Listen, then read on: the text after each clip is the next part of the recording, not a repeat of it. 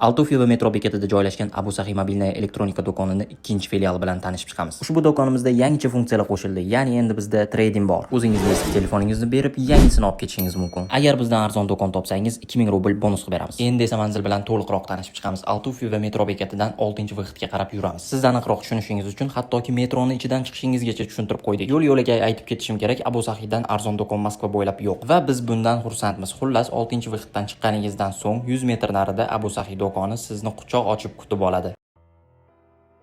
Assalomu alaykum qadrdon muxlis. Siz bilan siz bilgan va kutgan kanal Turfa olam. Bild agentligining axborotiga ko'ra, Germaniya mudofaa vaziri Boris Pistorius NATO mudofaa vazirlari yig'ilishida Berlinni Kiyevga bundan keyin Patriot havo mudofaa tizimlarini yetkazib bermasligini ma'lum qilgandan so'ng, Germaniya Bundestagi deputati va Germaniya kanslerligiga nomzod Aliza Weidel kutilmagan bayonot bilan chiqdi. Aliza Weidelga ko'ra, bu safargi saylovlarda u yetakchilik qilayotgan Germaniya uchun alternativa partiyasi g'olib bo'lsa, Berlin Kiyevdan shu kungacha berilgan 70 milliard yevro pulni talab qiladi. Aliza Weidelning aniqlik kiritishicha, Ukrainada urush boshlangan kundan to 2026-yilning 1-yanvariga qadar Berlin Kiyevga harbiy texnika ko'rinishida 70 milliard yevrolik yordam ko'rsatdi. Bundan tashqari, Ukraina shimoliy oqim gaz quvurini portlatib, Germaniya iqtisodiyotiga keltirgan zarari uchun Berlinga yana 15 milliard yevro pul to'lash kerak. Shunday qilib, Germaniyada navbatdagi saylovda Aliza Weidelning partiyasi g'olib bo'lsa,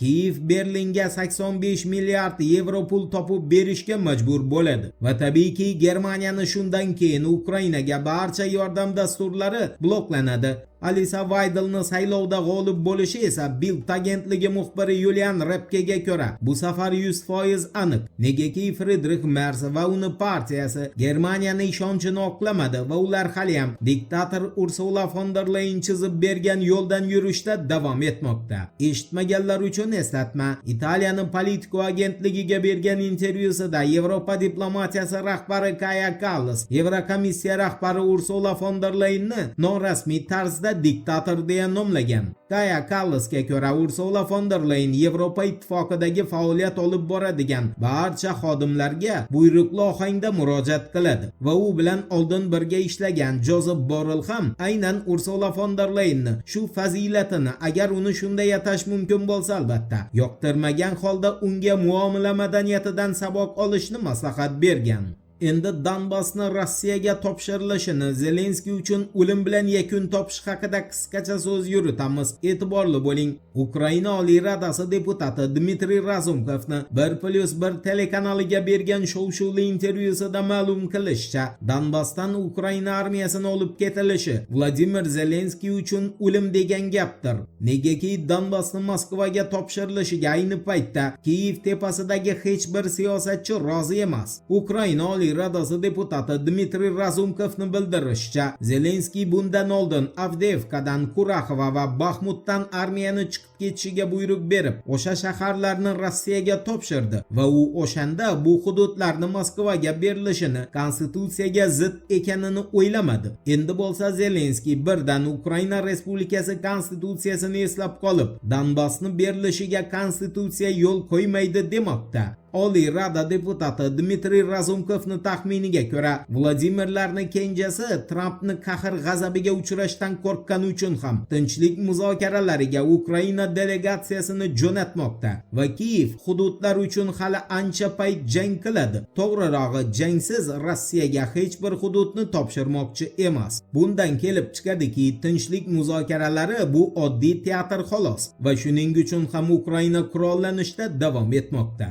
Endi Trampni Amerika Qo'shma Shtatlari armiyasini Ironni o'rniga Venesuelaga qaytarishi mumkinligi bilan bog'liq axborotga yuzlanamiz. Diqqat bilan eshiting. Associated Press agentligining xabar berishicha, 27-yanvar kuni Venesuela prezidenti vazifasini bajaruvchi Delcy Rodriguez Puerto La Cruz shahridagi neft konidagi yig'ilishda Caracasni bundan keyin Washingtonni hech qanday buyruqlarini bajarmasligini ma'lum qilgan. Delcy Rodriguezga ko'ra, Nicolas Maduroga qarshi operatsiya amalga oshirilgandan keyin, aniqrog'i, Nicolas Maduro va uni xotini Venesueladan olib chiqib ketilgandan keyin Donald Trump o'zicha butun Venesuelani qo'lga olgan kishiday Karakasga turli buyruqlar bera boshladi va bu buyruqlar qatoriga Venesuelani Rossiya, Xitoy, Eron va Kuba bilan barcha aloqalarni uzish ham kiradi. Ammo Delcy Rodriguezga ko'ra Venesuela Amerika Qo'shma Shtatlariga mustamlaka yoki qaram emas va Karakas o'zini ichki hamda tashqi siyosatini o'zi belgilaydi.